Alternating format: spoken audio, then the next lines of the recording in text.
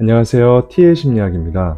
오늘은 자존감이 낮은 친구들이 어떻게 대인관계를 맺는지 그 두 가지 유형과 특징에 대해 이야기해 보려고 합니다. 첫 번째 유형은 늘 관계에서 소위 말하는 대시를 하거나 먼저 플러팅을 하는 유형이 있는가 하면 그와 반대로 관계에서 늘 철벽을 치는 유형이 있겠습니다. 우선 관계에서 늘 다가가는 유형의 첫 번째 특징은 혼자 있는 것을 굉장히 견디기 힘들어 한다는 겁니다. 보통 사람들은 대개 혼자만의 시간이 주어지면 좀 심심하네 또는 오히려 좋아 라고 느낄 수 있겠습니다만 이 친구들은 혼자만의 시간을 굉장히 불편하게 느낍니다. 마치 혼자 있는 시간이 외롭고 공허하게 느껴진다고 합니다. 때론 그 감정이 격해질 때면 마치 자신이 사랑받을 자격이 없는 것처럼 느끼는 친구들도 있습니다. 때문에 이 친구들은 이런 자신의 불안을 회피하기 위해 끊임없이 누군가와 특별한 관계를 맺고 상대방에게 자신이 중요한 사람이 되고자 부단히 노력한다는 겁니다. 이런 친구들이 관계에서 보이는 두 번째 특징은 진득하니 한 사람하고 연애를 못하거나 이별과 만남을 반복하면서도 연애를 쉬지 않고 하는 경우입니다. 물론 이 친구들은 인정하고 싶지 않을 수 있겠습니다만 이 친구들이 관계를 맺는 본질적인 이유는 누군가에게 자신의 존재를 인정받고 상대방에게 자신이 중요한 인물이 되고 싶은 욕구를 충족하기 위해서라는 겁니다. 이 친구들의 또 다른 세 번째 특징은 분명 자신이 먼저 관심이 있던 사람인데 그 사람에게 고백을 받는 순간 감정이 식어버린다는 겁니다.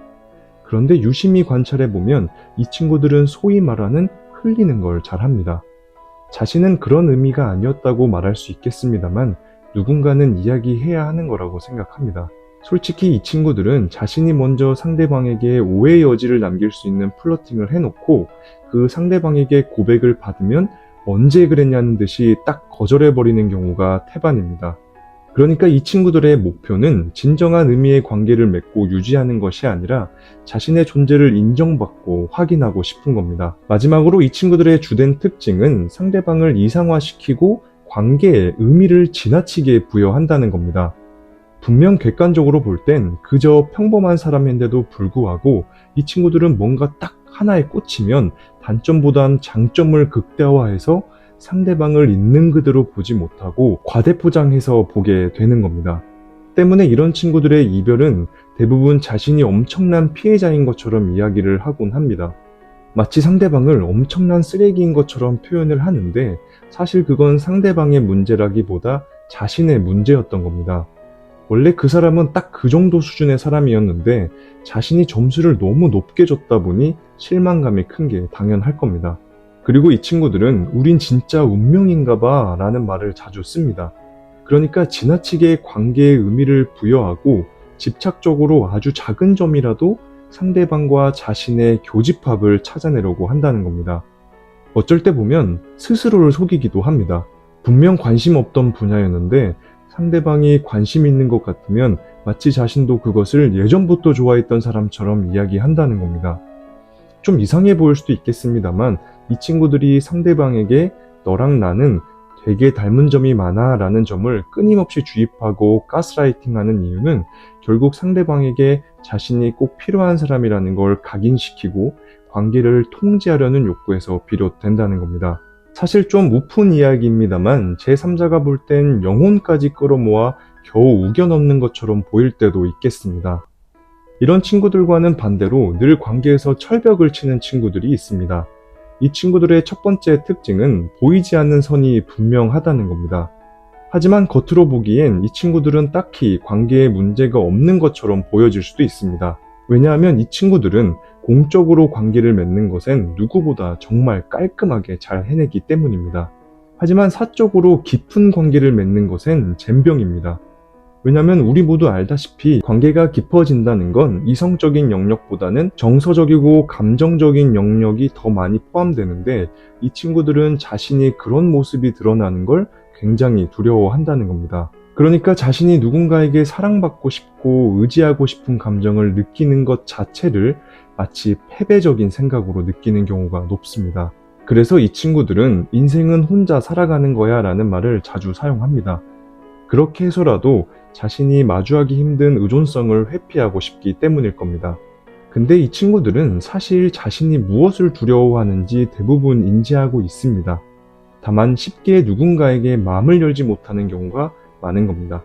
이 친구들의 두 번째 특징은 반쪽짜리 독립성이라는 겁니다. 그러니까 이 친구들은 방금 말했다시피 의존적인 사람을 병적으로 싫어합니다. 그렇기 때문에 본인들도 사적으로 누군가에게 도움을 주거나 도움을 받는 것을 선호하지 않습니다.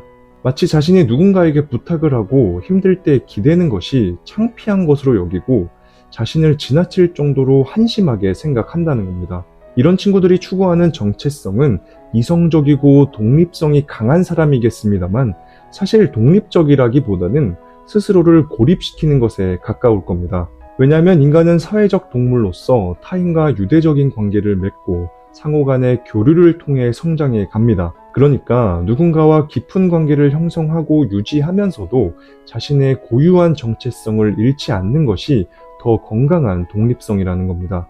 이 친구들의 세 번째 특징은 인정하고 싶지 않을 수 있겠습니다만 사실 거절에 대한 두려움이 강한 겁니다. 이 친구들은 유년 시절 주 양육자로부터 지속적이고 꾸준한 관심과 사랑을 받지 못했을 가능성이 높습니다. 그러니까 이 친구들 마음속엔 이미 나는 수용되지 못하는 사람이야 라는 정체성이 프로그래밍 되어 있는 겁니다. 때문에 이 친구들은 하룻밤 가벼운 만남은 가능할지 몰라도 그 이상 깊어지는 것을 대단히 힘들어 합니다. 이러한 태도를 보이는 이유는 사전에 자신이 거절당할 수 있을 것을 차단하는, 그러니까 자기 방어일 수 있겠습니다. 다른 사람들이 보면 이 친구가 감정이 메마른 것처럼 보일 수도 있는데 그렇지 않습니다. 이 친구들을 자세히 보면 어딘가 다른 것에 빠져 사는 경우가 많습니다. 그게 일일 수도 있고 술을 마시는 걸 수도 있고 게임으로 나타날 수도 있겠습니다만 결국 사랑과 관심, 인정에 대한 에너지를 다른 곳에 쏟고 있는 겁니다. 제가 하는 이야기를 듣다 보면 다 내 얘기 같은데? 뭐야, 나 문제 있는 거야? 라고 할 수도 있겠습니다만 저를 포함한 대부분의 사람들이 크고 작던 이런 문제를 품고 살아갑니다. 당연한 이야기지만 우리 모두 이번 생이 처음이라는 겁니다.